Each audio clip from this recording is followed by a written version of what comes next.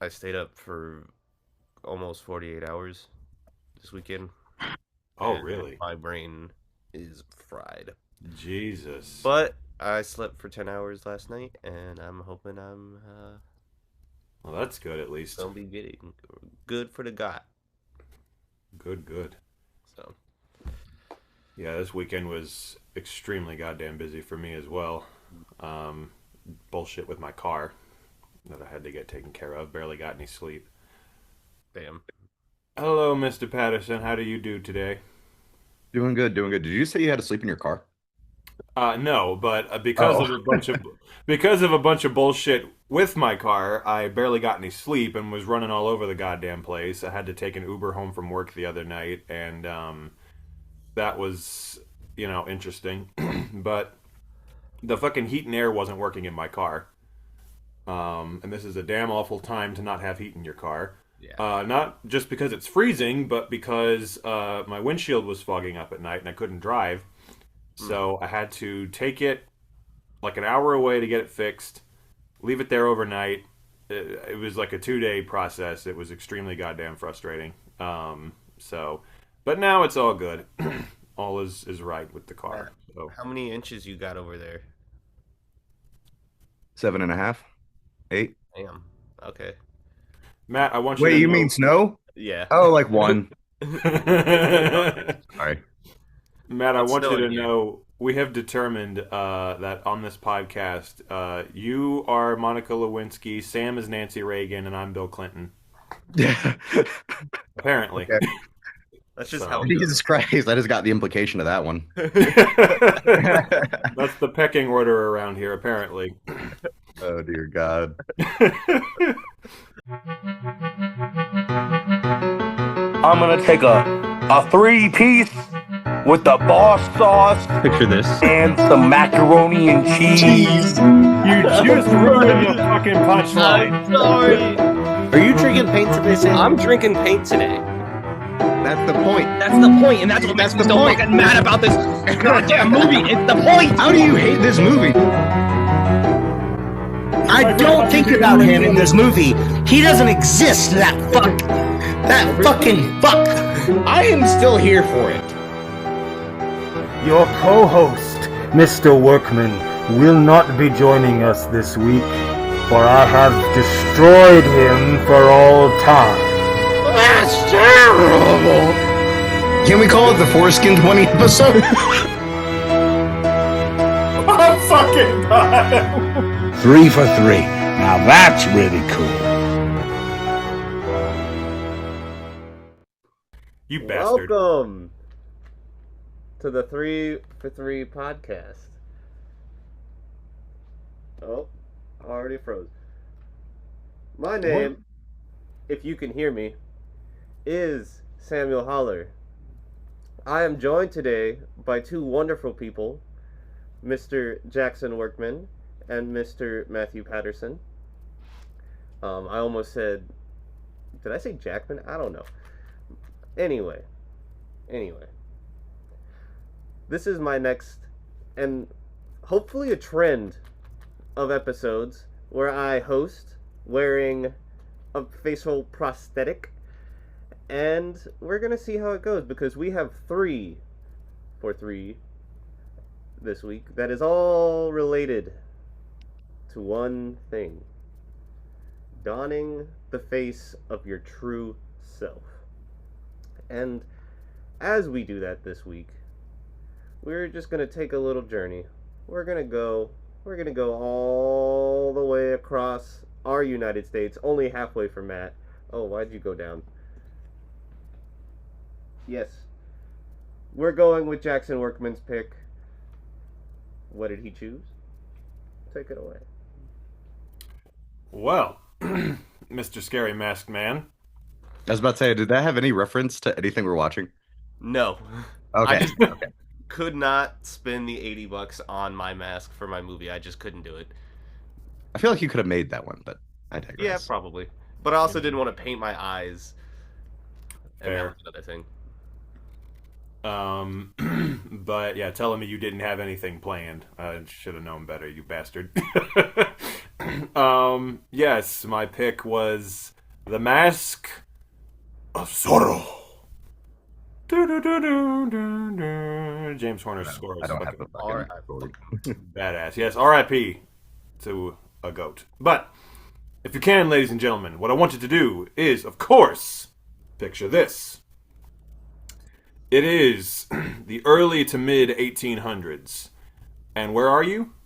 You are in California, of course. But it's not quite the California that we know today. There's no obnoxious fucking dickheads walking around taking selfies while they're eating kale. That will come later. And when you think about the direction that California eventually goes in, you kind of start rooting for the bad guy to, destroy it all. But I digress. At this point in California's history, the Spanish are being driven out. They have had an iron grip on California for many years at this point. But the Mexicans are finally driving them out, and the people of California have had enough of the Spanish oppression.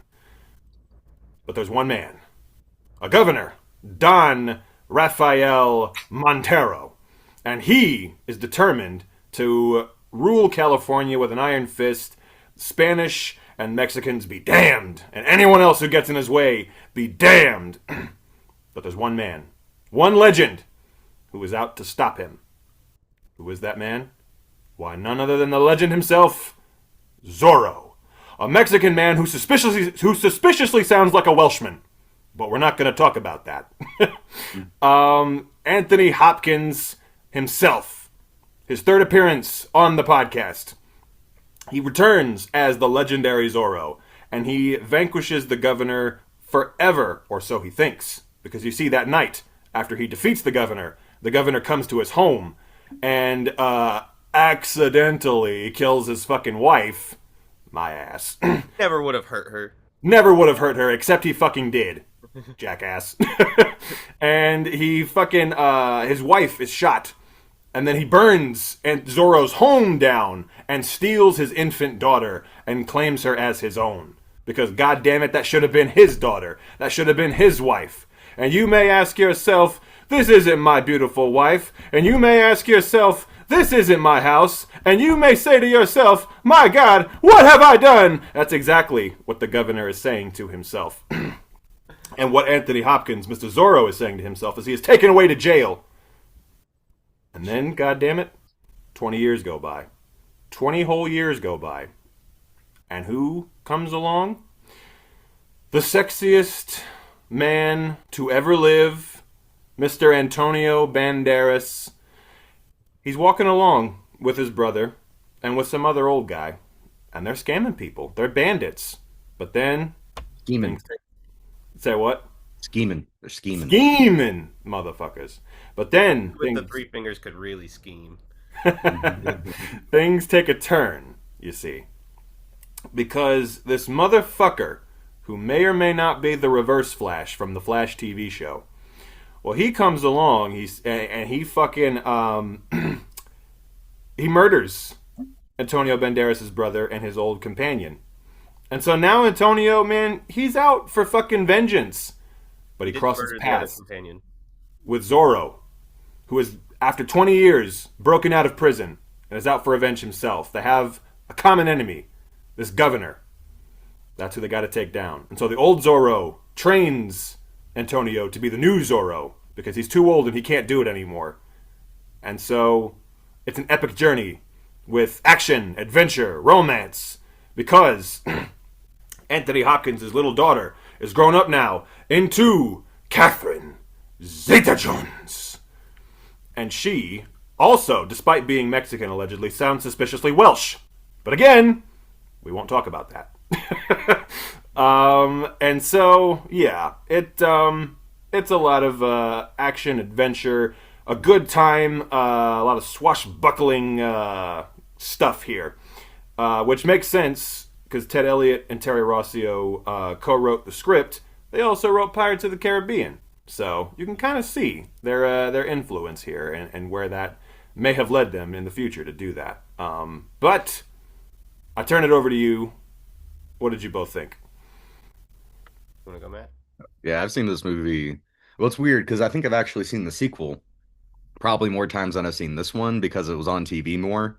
100%. And yeah, it was like weird watching this one because I remember the ending very well, like after Antonio becomes Zorro. I remember that like as a kid, but then I do not remember the training montage or him being like abandoned as so that was really fun to watch again. It really was like, yeah, this movie is fucking good. Anthony Hopkins, despite sounding Welsh, is the fucking goat in this goddamn movie. He is like so badass. Um, So sassy there's too. so sassy, but it's because it's like he gives Antonio shit for being like goofy, and he's like, "You're nothing." And then the moment Antonio like is about to fight him, he's like, "And now I'm gonna teach you charm," with the fucking spoon, which I love that scene. But I'm just like, weren't you kind of clowning on him a second ago and like antagonizing him a bit? And then you turned, but you know what? It's kind of like Mexican Batman when you think about it in a certain way. And I will say this, I mean, obviously the movie is so much fun all around. Didn't Martin Campbell direct this one too? Mhm. Which makes a lot of sense because, like, there's like such good people behind the scenes, and then all the actors on camera, like Antonio and Catherine Zeta-Jones, have so much fucking chemistry. It's insane. Well, when you're Um, the two most fuckable people on the planet, you're gonna have, amazing chemistry. yep. Oh yeah. Like the scene where he cuts off her like dress basically is just like, I don't know. It's like, is this a kid's movie? No, not really, but like I feel like I watched it a lot as a kid, you know. And that's just, but yeah, and the this is the second movie of this episode where, or technically the first of the two that have the main character talking to their pet, and the pet seems to know what they're talking about, and they're also trying to get out of jail. Hmm. So just want to bring that connection out there. Sam, I'll let you take it away. All three of the movies this week were all childhood classics for me, but this one in particular, we couldn't have Steve Martin and we couldn't have Campbell Scott this episode, so we combined them together. We got our Martin Campbell, who is the GOAT, and James Horner, our fucking P, one of the best composers to ever do it. Um, I saw this movie hundreds of times as a kid. I think I saw the sequel more though, because like that was always on TV. I'd always watch it. But it is so goddamn fun, and I forgot how good this movie is. But it rushes, not rushes, but it gets to the point. Like there is no lull time. I think for the first maybe 40 minutes of the movie, just stuff is constantly happening, and they're going and evolving and moving to the next thing. Jackson, you lied. He did not kill the other bandit, the three-fingered dude, because one of the most badass scenes was him flying Technically, yes. with the thing. But it does. Second time I shot him while he was in the air, or whatever he said. Yeah. And that was the first time I ever saw that actor, who later was the Reverse Flash. And I knew immediately. I was like, I don't trust this goddamn bitch, because I knew from Mask of Zorro that dude is a piece of shit. Um, just cheeky all around. It's just, but also weird because like, am I the only one who thought that they were like kind of implying brown face with Anthony Hopkins when he was pretending to be his worker and Antonio's worker at the thing? He's in brown face the entire movie. That's the whole joke. Yes, what I got. but it was like extra bad during those scenes. But maybe I think that was because he was missing the facial hair, maybe. so it was just more obvious it was Anthony Hopkins. I mean, almost the entire cast is white actors in brown face. Like Antonio's the only actual Hispanic person in the movie, but it's Wait, fine. is Catherine Zeta-Jones really not Hispanic? No, she's Welsh. Oh, that's funny. I really didn't know that. I swear to God, I've always thought she was just like, some form of like Spanish, either. But no, that's crazy. But yeah, no, it's just a fun movie, and I'm really glad you picked it. I had a lot of issues with Pluto TV watching this, which really upset me. It just Same. kept wanting to freeze during the commercials, and then it didn't want to pop up on my PlayStation version of app of the Pluto thing. I had to use my phone and then cast it, and then disconnect from the commercials every time. Otherwise, it would just freeze.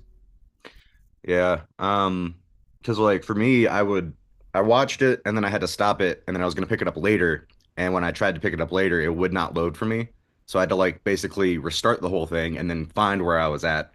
And then I did it again on accident where I accidentally clicked Netflix.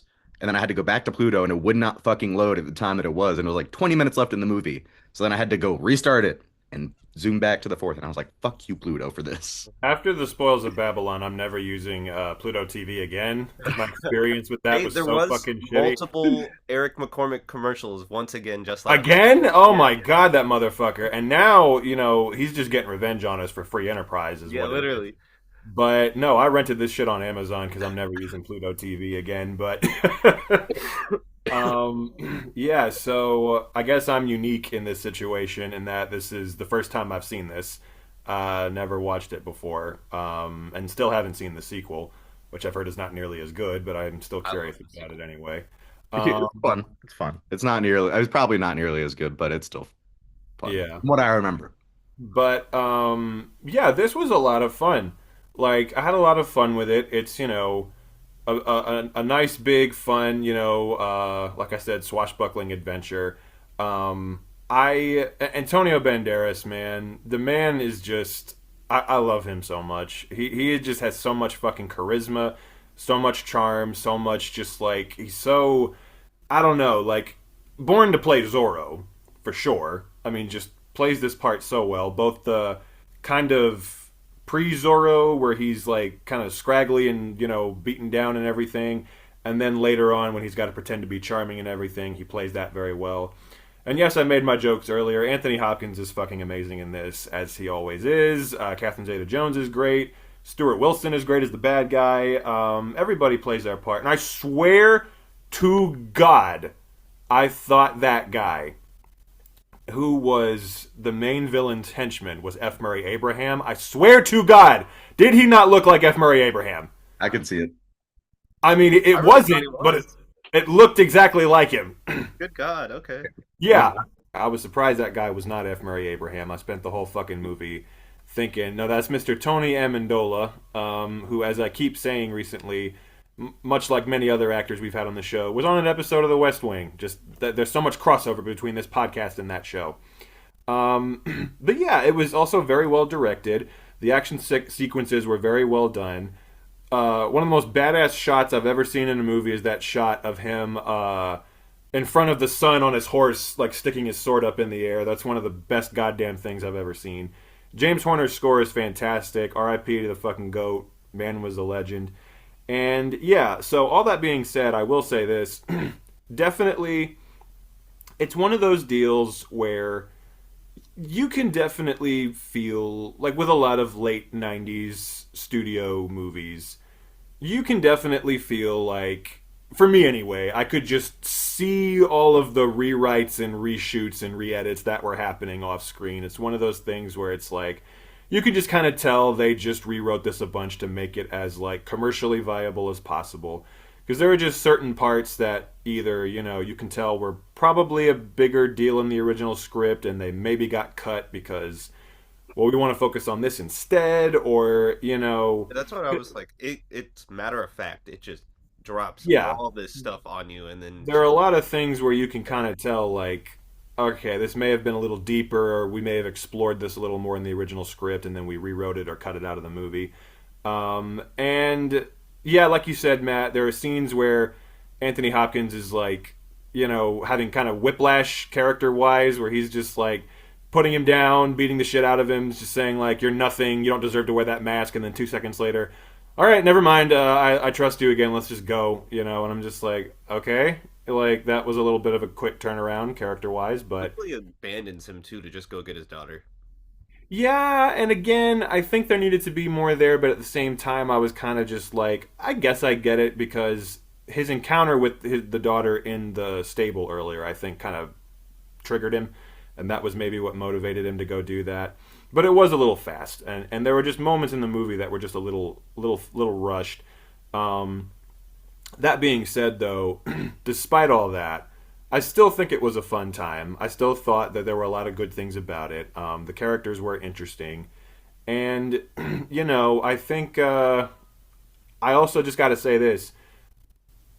Martin Campbell did a fantastic job directing this film. He's a very underrated director. However, after reading that apparently Robert Rodriguez was supposed to direct this originally, which is why Antonio Banderas was cast in the movie. He cast him in it when he was still attached. He was supposed to do like an R-rated version of this movie. I want that version of the goddamn movie. I'm sorry. Like the like 1998 era Robert Rodriguez like version of this would have been the most badass goddamn thing in the world. Like I just want to go to the parallel universe where he got to make it and see what it looks like. And I'm not trying to say that like, oh, Martin Campbell shouldn't have done it. He did a fantastic job. I think he gave us a pretty good movie. But I just want to see what that version looks like because goddamn, that would have been incredible. Really like that this kind of treats it as a sequel to the older movies as well. Like Anthony Hopkins very much could have been just that person, and it's such a perfect baton like pass off between and like they're both fucking badass as shit, and Antonio just looks so goddamn good while doing it. So Yep. goddamn good. Motherfucker looks good while doing anything. I know. So I haven't seen the Puss in Boots movies. Are they basically continuations of the Zorro movies? Basically, He's I think Zorro there's was even a moment where he puts on like a black mask for a Mhm. scene. So Okay. But yeah. I mean, he's literally, just so like every like like you said, Jackson, he is just looks good doing anything. Charming as hell, funny as hell. Like he pulls off the comedy just as well as he pulls off being like the suave gentleman dude.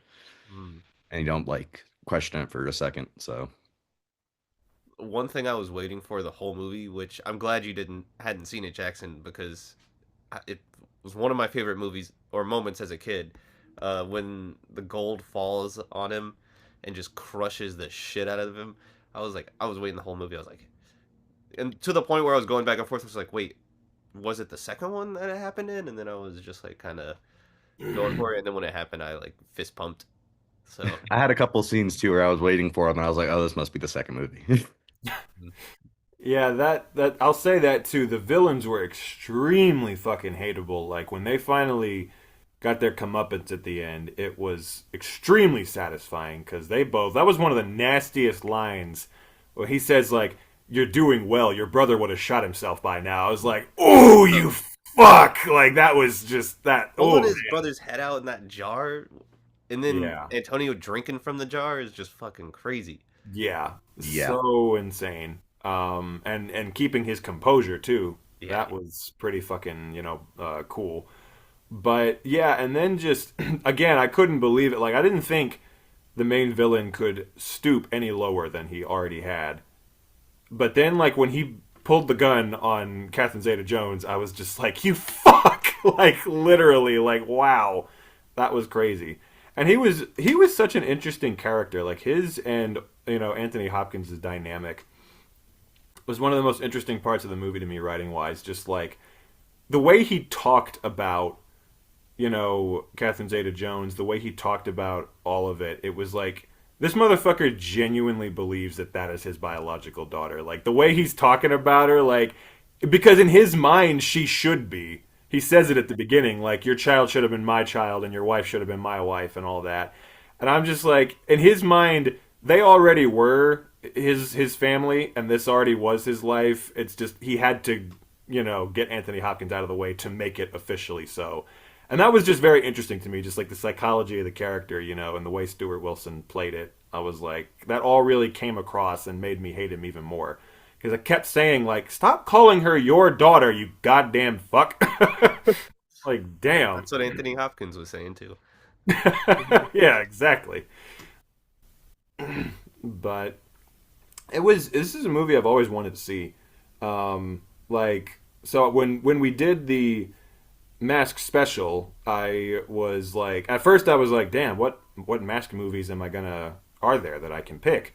And then this was the first one I thought of, and I was like, oh, that's it. I'm not even going to consider any others, because I've always just really wanted to see this. So I'm glad this finally gave me an opportunity. I also like that we've decided to do the Mask special, because I think it's a good way to kind of harken back to the very first special we ever did, which wasn't super specific. It was just the Soul special.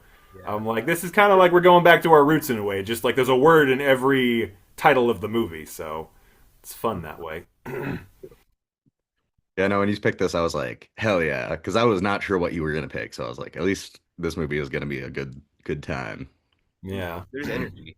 Like undoubtedly there is just energy in it.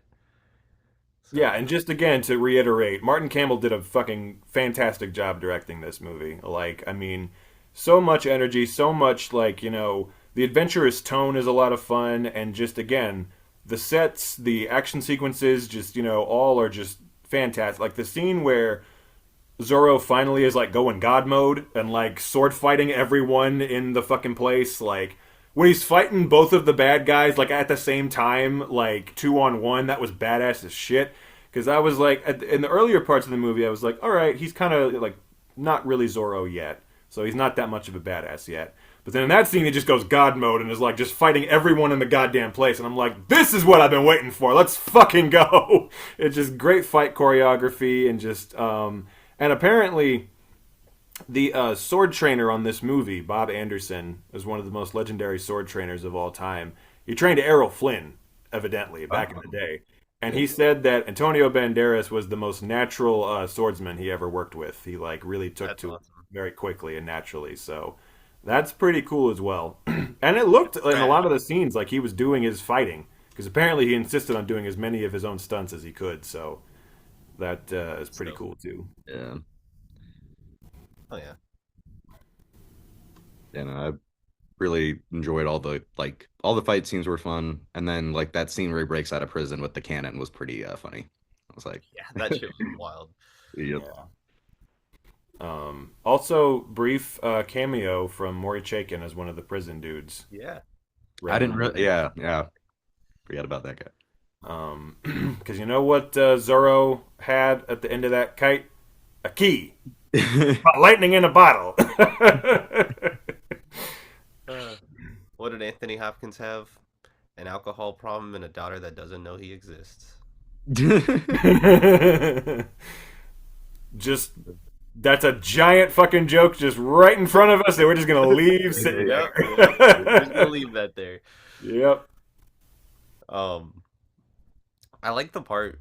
It's almost like, especially as a kid, with Antonio with that giant fucking beard and everything, just kind of like you don't realize it's him almost, and then he just transforms so wholeheartedly by the end of the movie. And I think that journey that he goes on is very earned and very much like just they laid the groundwork for it perfectly. And that's how you do an intro for a fucking movie. Like 30 minutes to give all of Anthony Hopkins' fucking situation and then just take us on the ride of our life afterwards to get his daughter back. Yep. And Just like Leo DiCaprio. Yeah. And Just Steve, like Jackson, you were talking about Robert Rodriguez doing this movie. Do you guys? I'm sure Sam remembers this, but do you know about the Django Zorro? yes, I was gonna bring that up. Yep. Quentin and Robert do double teamed with a Zorro Django movie with Anthony Hopkins, or not, with Antonio Zorro and fucking Jamie Foxx as Django again. It would have been insane. $1 billion. I would come. I would come. Yeah. Literally have them like both direct like almost Death Proof Planet Terror, right, where they only direct the Zorro, like Robert Rodriguez just does Zorro, they just do Django, and then they come together and both do the scenes that are together. And Paul Dano plays the villain. Yep. Yes. The people have spoken. Yeah, shout out to Zorro. This it was a lot of fun. A lot of fun. I am gonna try to see the sequel at some point. Don't know how that's gonna go, but hopefully that'll be fun too. Yeah, just take your hopes down a little bit so you're not super like disappointed, and then that might help. Yeah. But it's still the same like level of energy and charisma and Yeah, and the fight scenes are still good. That's for sure. That's for damn sure. Hey, Like, you and there's a know lot what? more fight What scenes, more so- can you ask for? Yeah, it's a lot of fighting. But yeah, no, I'm glad you picked it. Yeah, I'm glad I finally crossed it off the list. It was a lot of fun. And as all legends do, they live on. And in my pick this week, Behind the Mask, The Rise of Leslie Vernon. The legend is born, and the legend rides as hard as fucking possible. And if you will, ladies and gentlemen, Just like I do when I see Antonio Banderas, I rise as hard as possible. hell yeah. That was a good one. Picture this, folks. Picture this. It's 2007 You are an 11, almost 11-year-old Samuel Holler.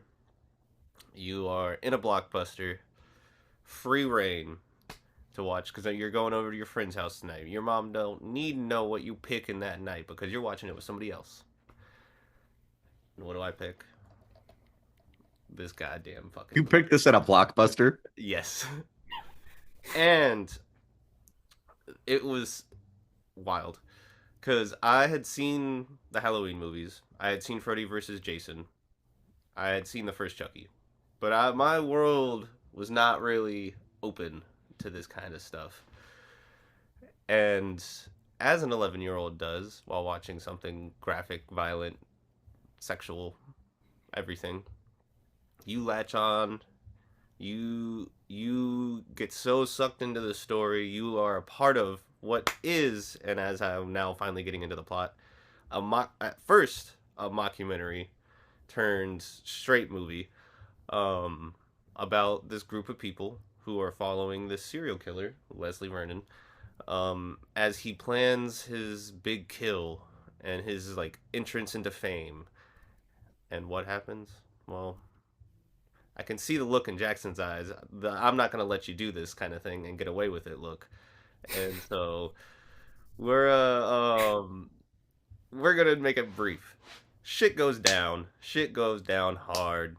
And then the plan changes because it's got to change. You got to become a part of the equation now. And so you are either surviving girl or you are one of the other fucks that are not important. And that's the ride we go on.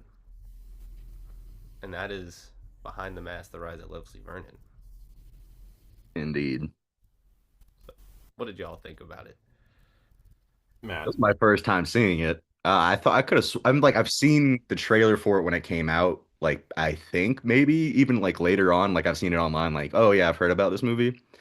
I legitimately thought it was going to be like a straight up horror film, not like funny at all or like self-referential in any way whatsoever. Like when the movie starts, they set it basically in this fucking weird mixture world where there is like Michael Myers and shit. It seems like, and then they put fucking Kane Hodder on Elm Street, and then you get Robert Englund in the movie doing named Doc Holleran, but then he's doing fucking Donald Pleasance from Halloween, which is Dr. Loomis. So I'm like, why did like the fucking mashup there was crazy. And I was just like, okay, so this movie is not taking itself seriously whatsoever, especially in the beginning when Leslie Vernon's just kind of like fucking around. Like he's doing the card and he's like, you gotta chase, you gotta keep up with him, but you gotta act like you're walking.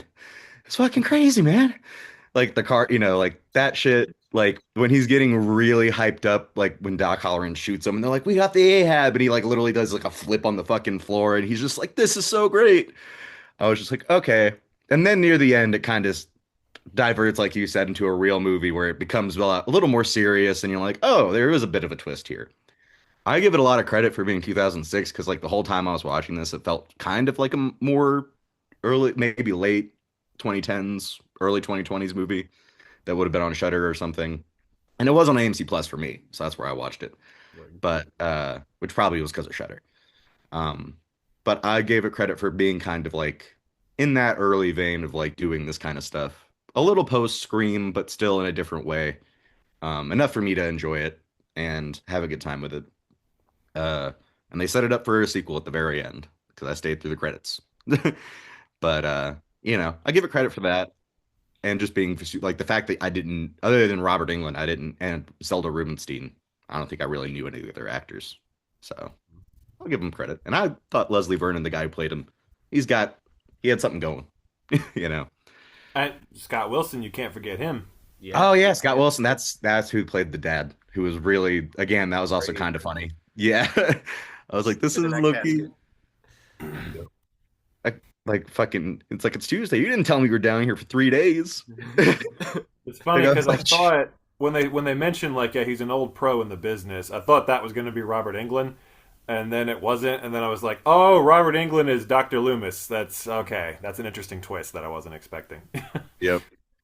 And I honestly didn't hate Robert Englund's acting. Not that I hate his acting in general, but I was like, you know what? You've been at least you're trying. Like it wasn't just it didn't seem like he was just fucking around.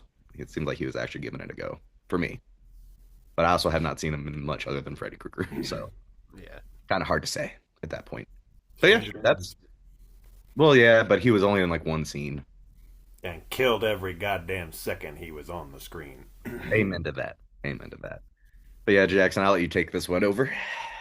Yes. Well, I don't know what that veiled reference was meant to imply a minute ago, Mr. Holler. What look I may have in my eyes, but I will say this: this is yet another film I never heard of and never would have seen in my life had you not chosen it for this show. I had absolutely never heard of this before. I remember just looking up the basic premise and being like, okay, that sounds interesting. And then I watched it yesterday. And, God damn it. This was a shit ton of fun. I loved this a lot. I really think that this was incredibly clever, incredibly funny. It really surprised me, like, because my first thought just looking at the poster and frankly even just the name of it, I'm like, okay, this just looks like some dumb shit that Sam would watch at 3 a.m. when he's high, just like nothing that I'm gonna enjoy. But say what? How I watched it for this show. So my point exactly, but yeah, no, but then I started it and I'm just like pretty fucking fast I fell in love with it. I was just like, wow, this is actually really goddamn funny, really clever. I mean, it goes to show, again, this is like, to me, almost the perfect thing to choose after last week, like as a piece of counter programming to free enterprise, because again, it's just like, that is a movie, like a low budget, made by, kind of aspiring filmmakers sort of thing, that is just the biggest piece of shit ever. Just made by people who have no business having jobs in the movie industry. Like, you always hear about the scripts. You always hear about the scripts that don't get produced, and like, you see movies like that and you're like, oh, this is why some scripts don't get produced. It's because they're a bunch of fucking just talentless hack douchebags who don't know how to make a goddamn movie, and not every script deserves to get made. But then you see this one and you're like, okay, this is a movie made by like kind of aspiring film fans who actually have talent and an original voice and something to say, and aren't just making just pop culture references for the sake of making pop culture references, and like that movie did. And this one is just like, no, you actually are the writing is really clever. You don't think you're just clever for making references to other movies or for poking fun at certain tropes or whatever. It's genuinely smart. There are so many scenes in this where they're just like, where he's taking them around and showing them, what he does and everything, and like the commentary that he's making while they're in the van. It was so goddamn funny, and so like, I was like, I genuinely, and I've seen a lot of movies that like parody horror movies and slasher movies, like the Scream movies and a lot of other stuff.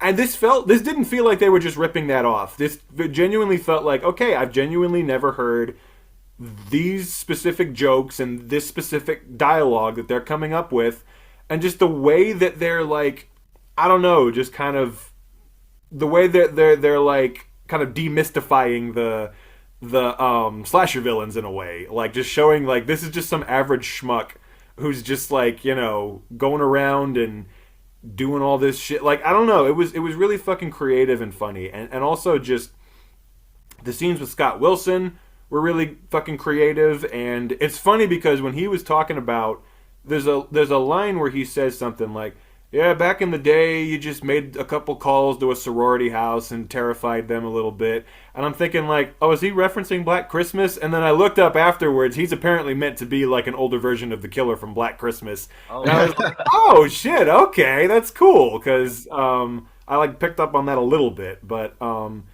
yeah, and also just at the end, when it becomes not really a documentary anymore and it becomes like an actual like kind of slasher movie, to me, it wasn't jarring. It had earned the right to make that transition. It had earned the right to, like, and it was still really clever after that, because I like the way how there's the twist of, oh, he was preparing this the whole time with them as part of the plan. That, again, genuinely took me off guard. I was like, oh, wow, again, I love the way it's, like, playing with, the conventions like in such a fun kind of way. I don't know. The whole thing was just a lot of fun. I genuinely was laughing the whole way through and was really, really impressed by the writing and just all of it. And I also love just how it's in the documentary format for so much of it, but then like that scene in the library when it cuts to like the girl's perspective, like she's seeing it like a slasher movie through her eyes. And then it just cuts back to the way we're seeing it from like the camera, like the documentary camera and everything. It was just really clever. I don't know. I give full props to this team. Speaking of the library, the return of the poltergeist lady. Yes, Zelda Rubinstein. Yeah. Yeah. Her second appearance. Mm-hmm. So apparently this was the last thing she ever filmed. Whoa. Oh, Southland Tales came out afterwards, but she filmed this last. So Awesome. interesting. And Yeah. there's some really good shots in this thing, like especially the end with the place on fire. I love the up close aspect of when she has his head in the crank, and she's about to just fucking get his ass. Also, I was gonna say, like, I like his actual, like, when he does turn, he stops being super funny all the time. Like, and it actually does work a little bit. And I was like, yo, I actually kind of do. I would be afraid of this guy a little bit. no, like there were legitimately the dude who played Leslie Vernon was fantastic. All of the actors were great, but he like because there's so many parts where he's just like just some random guy, right? And he's joking around and he's goofing around and all this. He seems pretty nice and everything, but then there are just moments like that scene where like the guys are filming him from the other room talking about his actual past, and when he comes in he looks at him and goes, turn it off. I remember just being like, oh fuck, okay, he was actually really scary the way he said that, and like when he's like talking to her outside the restaurant and he pushes her up against the car and shit, I was like, damn, okay, he's actually pretty intimidating. Like he's able to turn that on, and shit. The main girl, Angela Gethels, I believe is her name, was also fantastic. Really, really fucking... And that was also a twist I didn't see coming until towards the end, where once she decided she was going to go back in and help, I was like, oh, she's the final girl. Oh, shit. Like, what a clever fucking, I don't believe in a million years she's a virgin. That was the most unbelievable part of the movie to me. But, it is what it is. Them But walking in on the other girl while she's just riding the shit out of... that was so goddamn You're like, funny. damn it. The fuck out. Did you see that shit? That clearly wasn't her first time. Yep. Like like you were saying, Jackson, the lines in this movie are just fucking perfect. Like they just kill it. Everyone does. Yeah. And then later on, she's like, "Why is he after me? Because he thinks you're a virgin." And then the girl just laughs like, and she's like, "Man, fuck you, bitch." Yeah, you would, wouldn't you?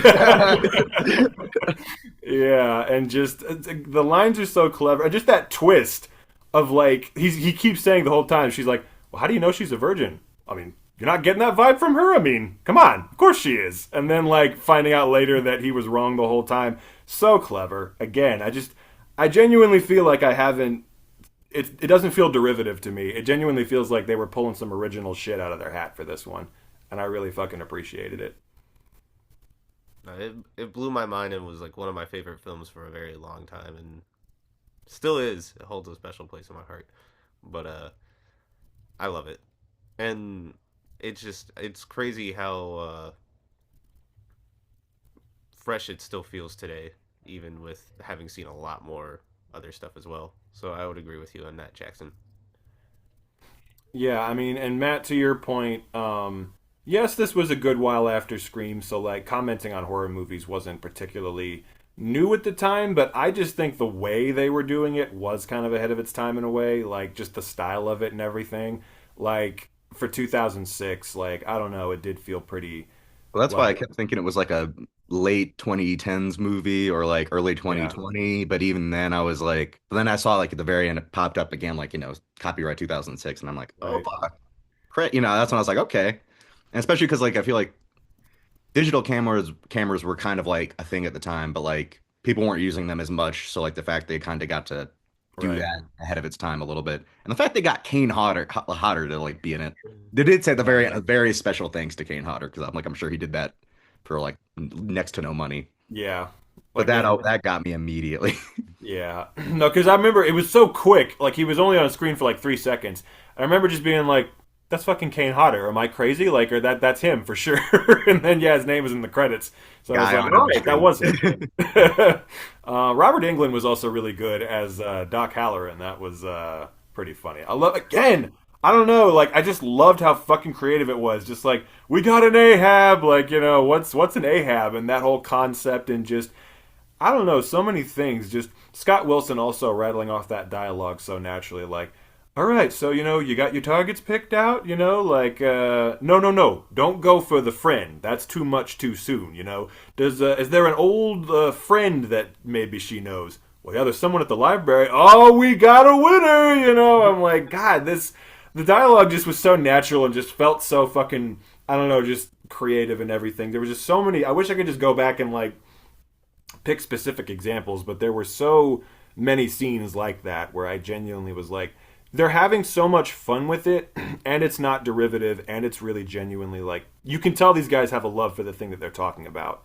It's just I don't know. It's one of those movies again, polar opposite to last week, where I'm just like this one I genuinely want to like prop up and like fucking recommend it to as many people because it deserves so much more love than it has, and genuinely it's like really kind of inspiring to see like what like a team of kind of aspiring filmmakers can do on like a low budget, and really make it like this really good movie and this cult hit. Because I was looking into it, and apparently this has a pretty big cult following among horror fans. So and I totally see why. I mean, it's a love letter to slasher movies, like kind of making fun of it and satirizing it and everything.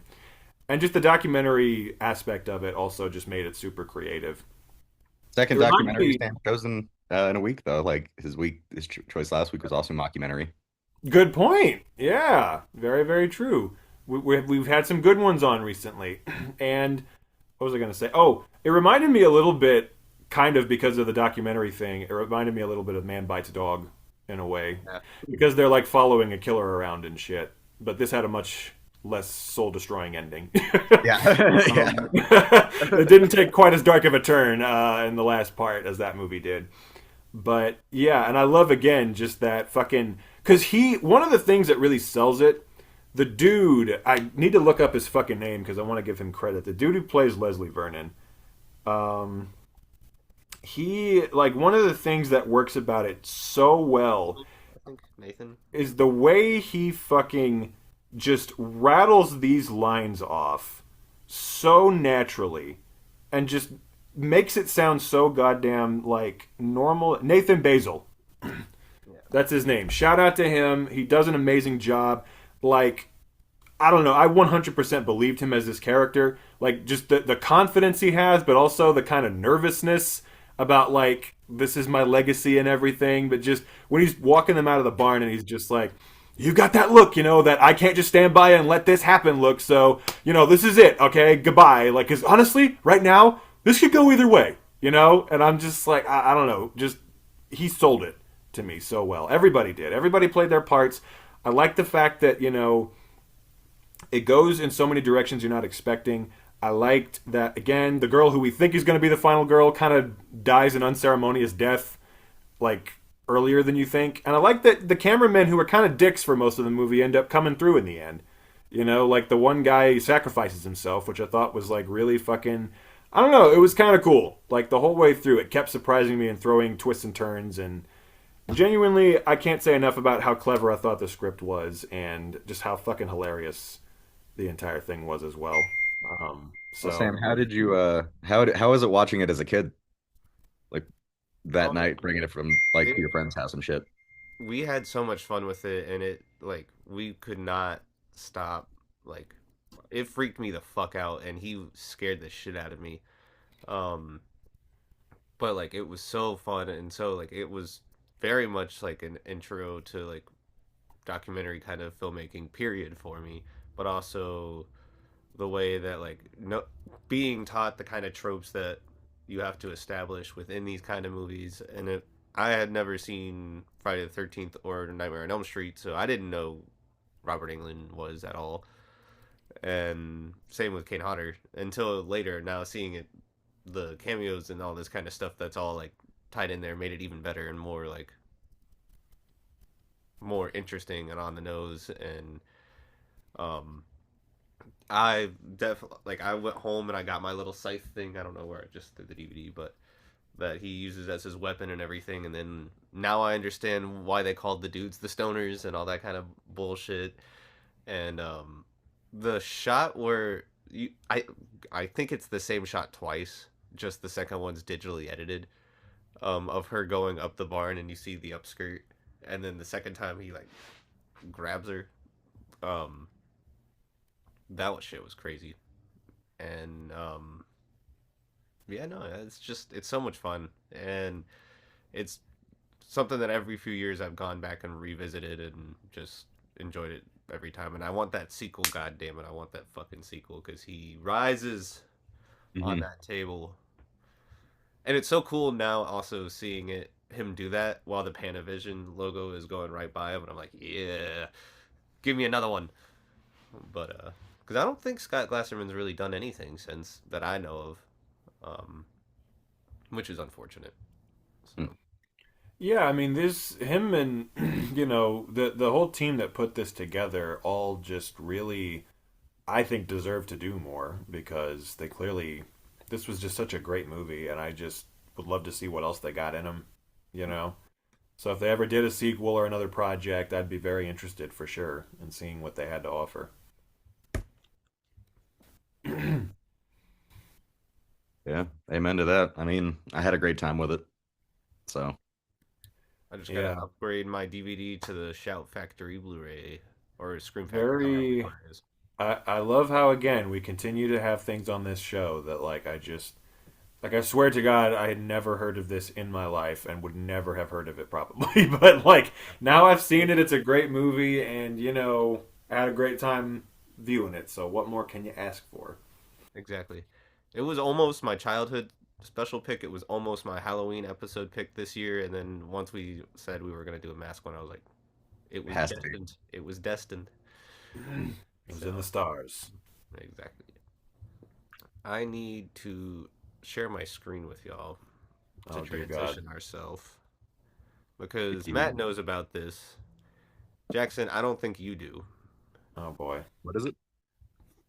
My theory final entailed me to make a song for the class in a song where. Oh, okay. I know what you're talking about now.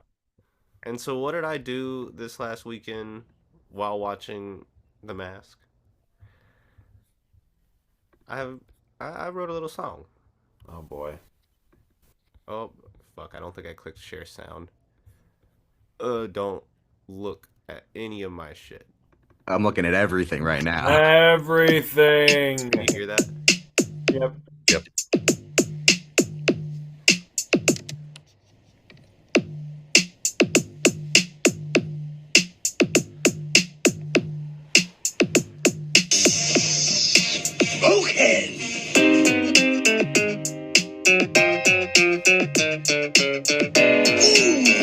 Somebody stop me.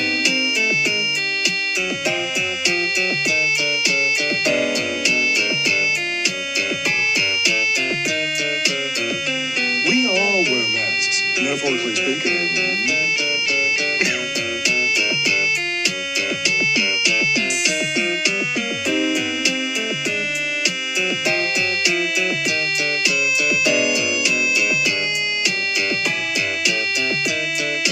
You want a list?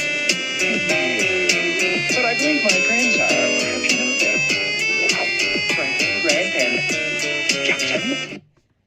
Franklin, Grant, and Jackson. Done. As soon as I heard that, I knew you were gonna use it somehow. But Because that that was is. very good. It I don't Yeah. know how I'm gonna get graded, but was very catchy. All right.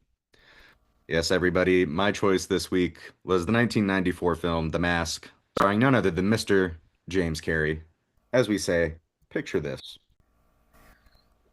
Your name is Stanley Ipkiss, and you live in Edge City, which is like a weird mixture of New York and Chicago and all the big cities kind of cartoonishly into one. You work at a bank.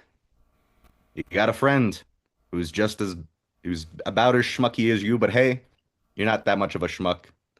And, you're just trying to get a girl. And lo and behold, who walks in? But none other than Miss Cameron Diaz herself, Tina Carlisle. And she is looking like the only human, the human closest enough to Lola Bunny that you can imagine in this fucking movie, is what she looks like. And you fall in love. And what does your friend do? He invites you out to the club, because that's what you got to do. But your car's needs an oil change. But those fuckers, they always be replacing shit that don't need to be replaced. And you went in for an oil change, and now you got a new transmission. And all that other shit. So you get a loaner car. Get a beater. So you pull up to the club looking janky as hell. And guess what? The bouncer boots your ass. Because Peter Green also don't like you. And he's the owner of the club, and this mobster who is running the town, kind of. And you're down low. Where do you go? You go to the bridge. And what do you find at the bridge? Or not really at the bridge, but in the sewer next to the bridge. You find a mask. Oh my god. And what do? You go home, you fuck around with it, and you put the mask on. Except for it's daytime, so it's not working for me. But, but it sticks to your face, makes you go crazy, and then you become something like this, which is a goblin, a fucking freak of nature, who has superpowers, cartoon powers, by the way. And you can do anything. You can spin around like a freaking tornado in your room. Big ass teeth, big ass toothbrush, because you're Jim Carrey. And you don't need a lot of CGI to do half of that shit. Just need some makeup and his personality. And what do? You need money. Because if you don't have the green, you can't make the scene. Or something like that. I think that's what he says. So he goes and he robs the bank that the mobsters were supposed to rob. Goes to the club to rub it in pretty much by dancing with his number one girl. And poor Reg E. Cathy just getting it in this fucking movie. R.I.P. Second time on our show that he dies. Yep, yeah. And R.I.P. to him in real life as well. Yes. But yeah, it was anyways, so you do that and you make an enemy of this man. But also, you kind of make an enemy of yourself. And you realize, do I need this mask to be this person? Because as explained by Ben Stein, appearing yet again on the podcast, this mask is the Loki mask, the god of mischief. And it's, first Loki that's not Tom Hiddleston, it's actually Jim Carrey, apparently. And it gives you these powers, and it brings out the darker side of you. So if you're a pretty well-determined guy, you'll be fine. But if you put this mask on... I have to say, Matt, as well, Tom Hiddleston is not even the second Loki, he's the third. You want to know who the second was? Wait, who was it? You know goddamn well who it is. We had Loki on this show, didn't we? And it's not the man who you think of when you're coming. God damn it. God damn it. It's so true. No, you're good. But yes, but God forbid you are a terrible person and you put this mask on, then you become a true fucking demon. And not just a vague goblin that's kind of funny in his mischief. Yeah, and that is the basics of the mask. Anybody can put the mask on, so you better make sure it's in the right hands, or on your dog's face. Yeah, I was gonna say, or on the dog. The dog.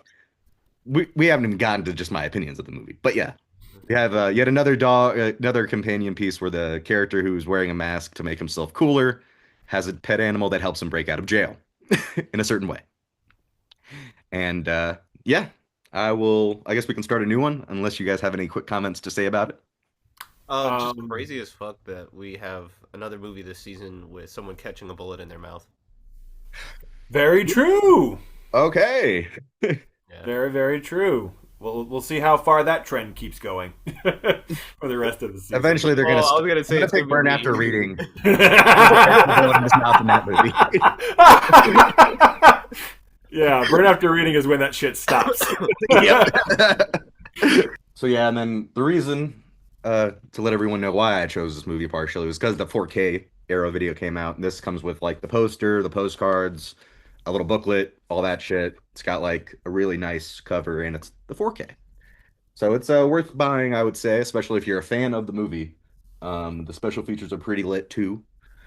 And yeah, I will open it up to the floor. Damn. Yeah. This movie is a ball of fun. It just goes hard as fuck, and it has so many great actors. Rich Jenny, Reggie Cathy, as we mentioned. And funny enough, growing up, like I had seen this movie a few times, and it was great. But I really, really enjoyed the sequel, Son of the Mask, like a lot. And See, that's where I hated that movie No. when it came out. I haven't seen it since that like brief summer where I watched it maybe 10, 12 times. But because one of my distinct memories was my grandmother coming back from Europe and my mom leaving to go pick her up from the airport, and I just fucking threw on Son of the Mask and watched the shit out of it. But the older I get, the more I love the Mask. And it's just freaky as fuck. Makes me think about god damn, an actor whose name I cannot remember. More, more so a musician who thinks he's an actor that was on The Idol. The Weeknd. Oh, All the makeup that The Weeknd does. well, he did that because I think the Matt like intentionally. Okay, I didn't know if it was intentionally. I'm pretty But- sure it was intentional. It better be. But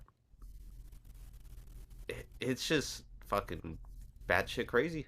Like there's so much going on, and you don't want him to get caught, but then he gets into the wrong stuff, even more so, and then you're just like, well, fuck. And then it just has that perfect '90s like color look, just texture on like even the clothes, the scenery, and I always love a good little dog companion in a movie, and this dog is goated, which is also why I really like Son of the Mask, because they put the mask on the dog in that one too. But this one did it first, and yeah, no, it's a great movie. It's not the first time. Well, it ended up not being the first time Jim Carrey was in a lot of green makeup and had a dog companion. Very true. Very true.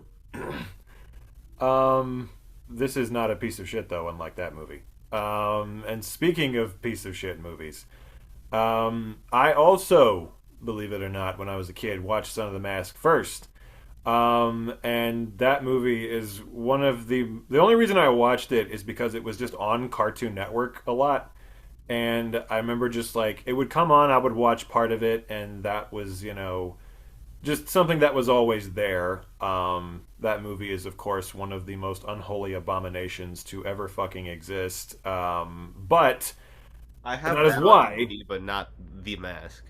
So Well, then you have the Son of the Mask DVD. somewhere. And of course, that film stars, as I alluded to earlier, a certain man who Matt cannot see, because he is a faceless ghost. Yes. But among other people. But yeah, then so I'd seen that since I was a kid, but I always had wanted to watch the original because I heard it was great. It was just a movie I always wanted to see.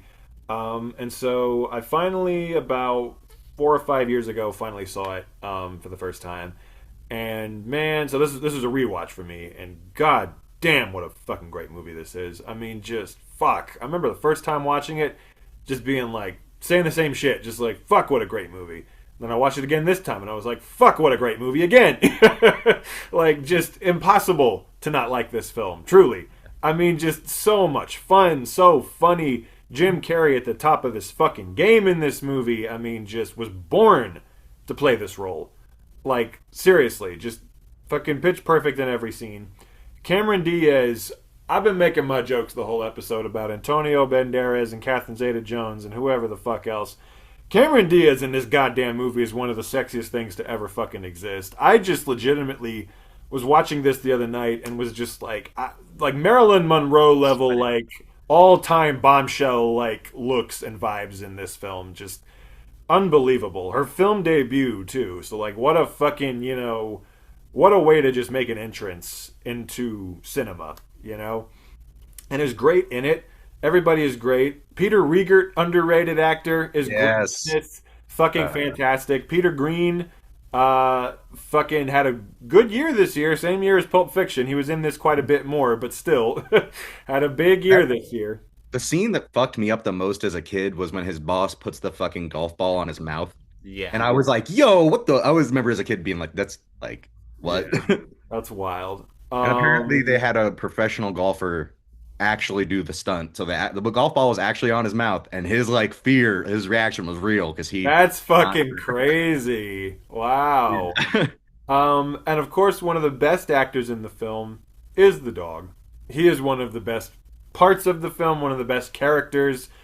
Love him. Love the part at the end where he gets the mask. It's so much fun. I love when he's like getting him out when he's like trying to get him to jump. And the last thing he says is like, jump harder. Like he's like, gets mad. Like, come on. In the slow-mo, he finally makes it. Yep. And then he's like, get the keys. No, I said the keys, not the cheese. But yeah, just amazingly, like, so much energy, so much fun. Chuck Russell, who directed it, did a fantastic job, and just every part of it was just, very, very enjoyable. Down to like, and Richard Jeni as his friend, by the way, was also great. And I have to say, I think it's really fantastic that they gave someone other than Kevin Pollak this role, because it just really feels like that's who would have played this part in any other fucking movie. But they're just like, no, we're gonna get some other guy who looks a lot like Kevin Pollak and gives similar vibes. Like, good job for giving somebody else an opportunity to play this kind of part. I mean, yeah, and it's funny that you mentioned The Mask almost, or the Mask of Zorro almost being the rated R movie that it was, because this was almost a rated R movie. Because they hired Chuck Russell specifically because of his work on Nightmare on Elm Street. And they were like, we want a similar vibe. Nightmare on Elm Street. Yep. That's why I was like, damn, they picked the right guy. But Welcome to prime time, bitch. Yep. And the comic book that this was based off of also was very rated R, and he actually was a lot worse in the comics. He was more like the bad guy than he is like himself in this, which I thought was interesting. But they brought on Jim Carrey, and they kind of realized like, oh, it's a cartoonish vibe. We can maybe bring this down a little bit. So it's PG-13, but I feel like it was low-key geared towards kids. At least what I remember as a kid, like this was like, felt like it was geared towards kids a little bit, even though it's super not. When you watch it as an adult, you're like, yeah, I didn't get half the shit that was going on, like the fucking when he pulls out the condom and he's like, I was about to say that scene was fucking nuts. I did not remember that at all. That's the thing, is apparently Jim Carrey came in and improvised 90% of the dialogue, and I'm like, that's why you hired Jim Carrey. You get the whole package. Dude was on a historical run because he'd just done Ace Ventura, then this came out, and then Dumb and Dumber. Yep, and then Dumb and Dumber, and then after that it was like the Ace Ventura sequel, and then Batman Forever. But he wasn't he headlined in one of those. But then after that it was like Truman Show, and then Man on the Moon and shit. And I was like, bro was just going at it that in the 90s. Well, it's been talked about a lot. The liar. the historic year that Jim Carrey had in 1994, where he had fucking Ace Ventura, The Mask, and Dumb and Dumber all in the same year, which is still to this day one of the most like unbelievable just years that that any star has ever fucking had. And they're trying to make some bullshit up and say that Mason Thames is the first person to do it since then, and he's not. He's not at all. But they can lie all they want about that, but it's not true. I don't even know who that guy is, but it's I mean, he's the kid from the Blood Phone. They're trying to say that this year How to Train Your Dragon, Matt. Oh, yeah, this year regretting you.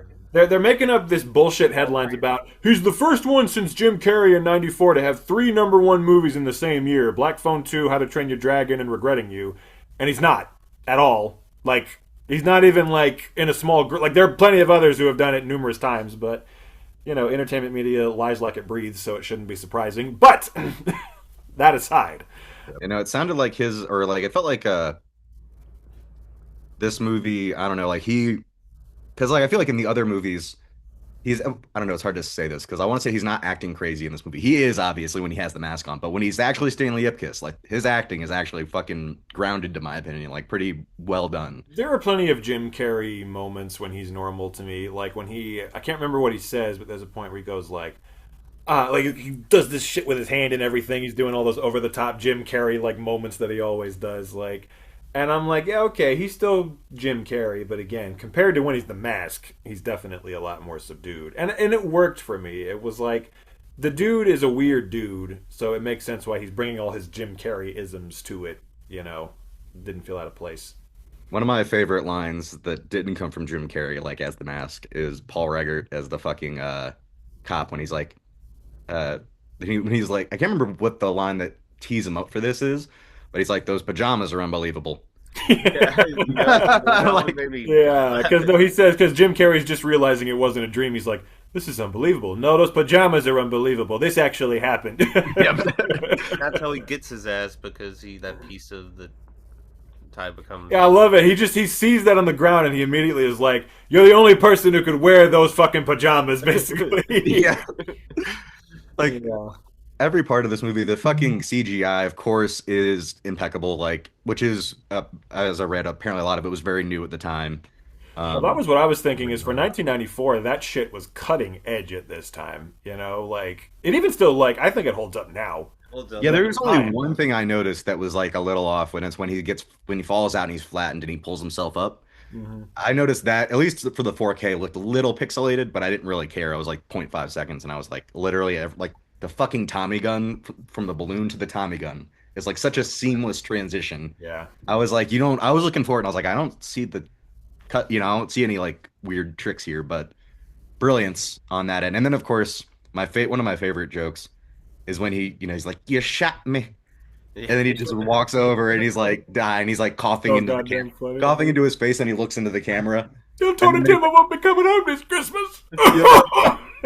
And then the fucking audience starts clapping like the silhouette, and Peter Green just like stares down at them like, "What the fuck?" and just starts like fixing his hair as he's doing the speech. Yeah. I was just like, so they see it too, and I was like, this is just, And then the Sally Oh, Field joke. yep. You really like me.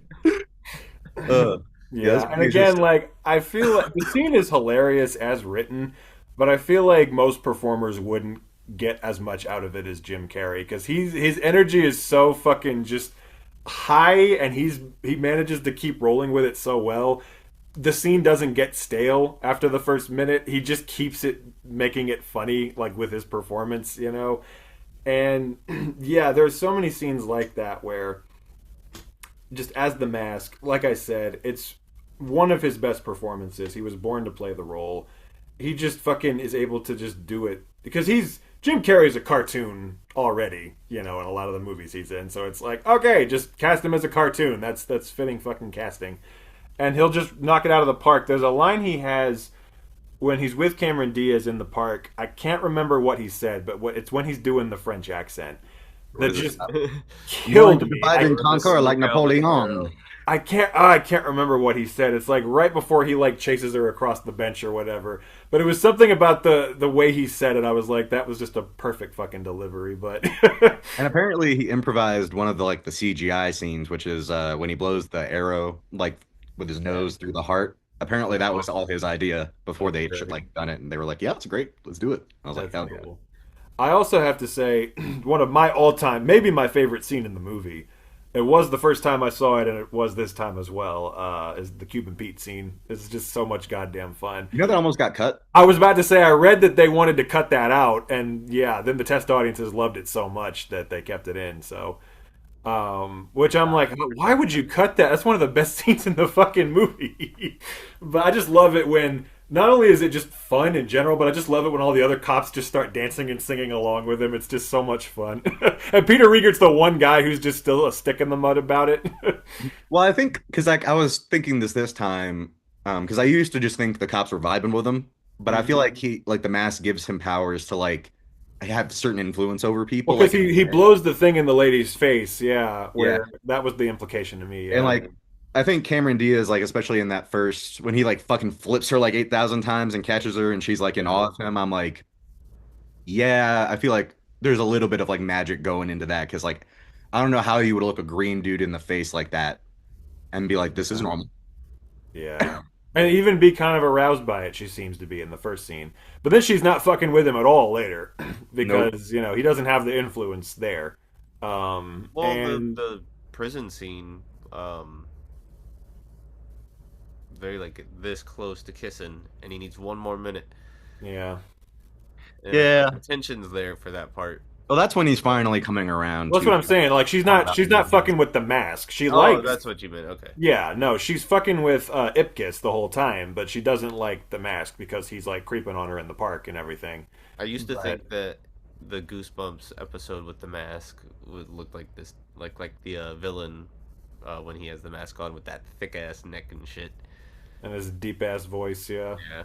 I always thought that was kind of scary as a kid too. The way he just becomes like a little, like the fucking serpent tongue and shit, and the storm cloud above his head. Yeah. It was And I- great. Nice. I just think the creativeness too with the decision, like the cartoon stuff, like especially with that scene where he's talking to the landlady and he pulls out his fucking timer and then starts slamming it, like with the thing, and then just starts hopping around. I was like, they really went all out for the cartoon gags. Yeah, And, like, something that one of the many, many infinite number of things the sequel does not do well is the cartoon gags in that one just feel very just random and in your face and at times disturbing as shit. Whereas in this movie, it's just like, no, they're actually creative with the way they incorporate the cartoon gags. And like, again, the balloon animals turning into the Tommy gun was fucking brilliant, And I love because another thing about the influence thing is like when he's doing the balloon animals with for the gang, and the gang just kind of starts coming around to it, and they're like, "That's right." And he hands him the thing. He's like, "Now get out of here, kid! You're bothering me." Yeah, and then he doesn't give the one guy something, and he gets all upset, and I'm just like, yeah, it's really funny. Yeah, and the whole thing, I like it too. The scenes where he's fucking becoming more, I guess, assertive as Ipkiss. Like when he yells at the bank manager, that scene was fucking great. Where he's just like, "Listen, daddy's boy," or whatever he says. Like, I'm gonna tell him, and he gets him off his back. I'm just like, damn. And like Jim Carrey just knows how to play both Ipkiss and the Mask like differently, but also make them feel like the same person, if that makes sense. Mm-hmm. So he knows where the balance needs to be in every scene. Completely. Sam, how many times have you seen the movie? This one? I saw it a few times as a kid, and then I don't think I saw it on TV when I lived in Florida, and I enjoyed it then, but I never really like paid attention until this time, and I enjoyed it way, way more than I remembered. It feels like it goes by really fast too. I don't know if that's just completely. But it's because maybe it's just because it's so funny, but like the night that I saw it, I needed it to go by fast because it was late and I was tired. So, but that was the thing. I was like, oh man, I don't know if I really feel like watching a movie tonight.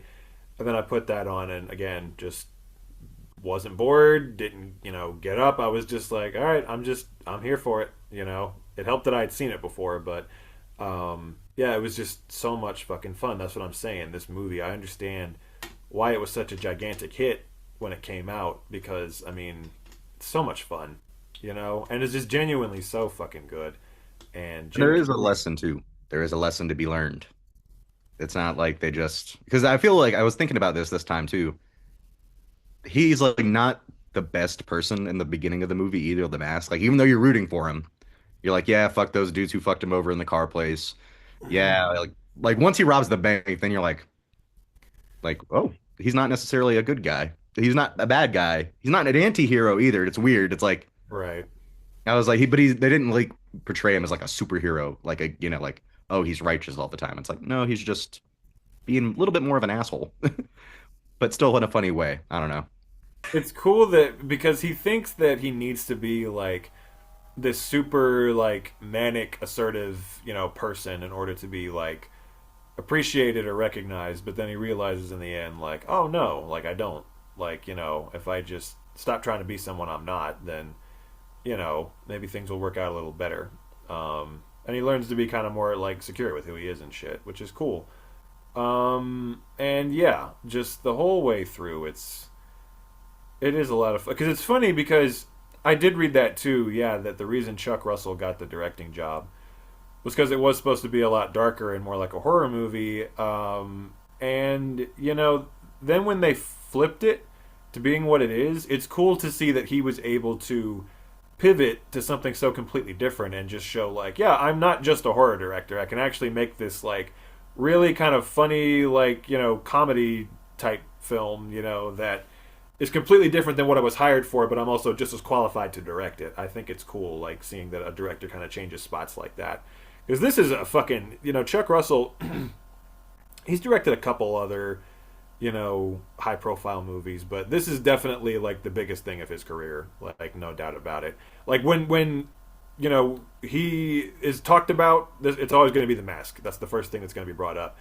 And that's a pretty good fucking thing. I mean, like, that it's an all-time classic. To have an all-time classic like this on your fucking resume, it's pretty fucking cool, you know? So, like, shout out to him for, you know, being able to have one of those on his resume, because not everybody does, you know? Amen. Yeah, when I was watching this, I was like, this is definitely one of those ones that's always going to stick around. Like, 10 years from now, you can watch this and it's probably still going to be just as funny as it was today and as it was back then. I think it's over 30 years old at this point, so, and people still love it. Yeah. And if you want more Mask, you don't have to watch The Son of the Mask. You can always watch the cartoon they did for 2 seasons, I think. Yeah. Maybe 3. I believe Rob Paulson is the voice of the Mask. He is. So, but I'd still watch it just like as a Saturday morning thing if I had it. yeah. And you could, I guess, read the comic if you wanted, but from what I hear, it's incredibly, incredibly, incredibly fucked up. So That's perfect, though, low key. I was Yeah. like, I kind of want to see that version of the Mask without having it be in movie form, so it's close enough. Damn. Now I have 2 comics to get. The Django Zorro crossover, The Mask. Oh. Yep. All kinds of connections this week. But Yeah. It's a very enjoyable movie. And I'm glad you picked it, Matt. Same. Oh yeah. You I'm glad we got to couldn't watch do a Mask special and not have it on it. So thank you. No, that's what I was thinking. I was like, well, Matt already took the most obvious one that we have to include in the episode, so I'm like, what am I gonna do? I was like, I'm not doing Son of the Mask, goddammit. That's Yeah, not you happening. Maybe one day we'll cover that unholy abomination of a film, but not this day. But yes, I'm very thankful you picked it as well, because it had been a few years since I last saw it, and it was a lot of fun seeing it again. And yeah, I'm thankful to Arrow Video for releasing the 4K like this, because when I saw it was the box with the poster and all that shit, I was like, I have to get this. I fucking love this movie. And then when I picked it, I was like, we have to talk about this on the podcast. So thank you, Arrow Video, for the 4K. Please send me and Jackson a copy of it.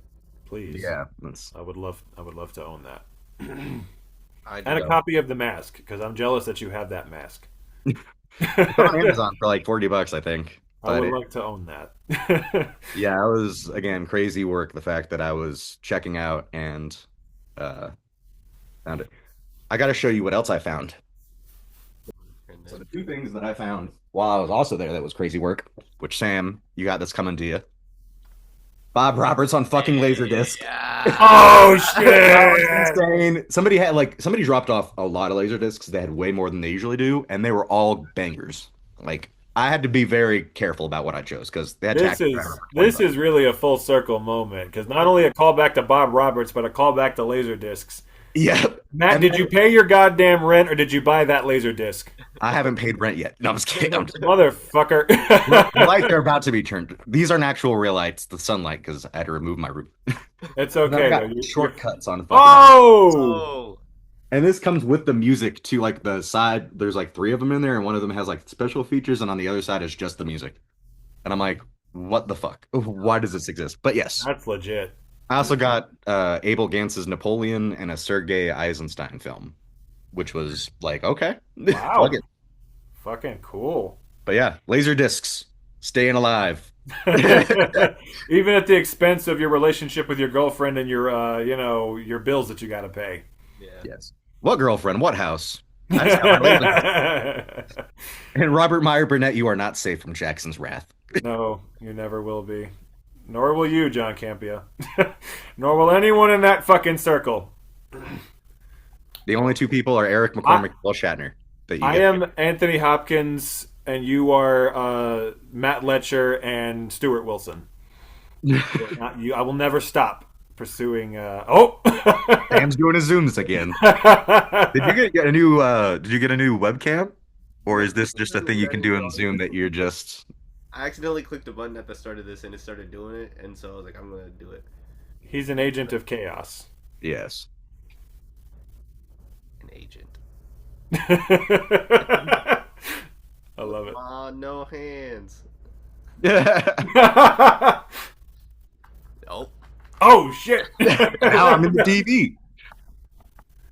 How do you I like need to take that? I want to be able to see this as I wrap us up, so I am going to just put this over my face and hold it.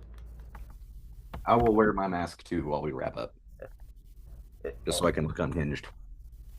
Back up, camera. Fuck me. That thing is heavy as hell. Yonk. All right. Oh, that's not working, so I'm just gonna hold it. That's been another 3 for 3, my friends. Yes. We all ended up 3 for 3, I would assume. Most certainly 3 for 3. Definitely 3 for 3. Hell And yeah. we're all in our masks. Indeed.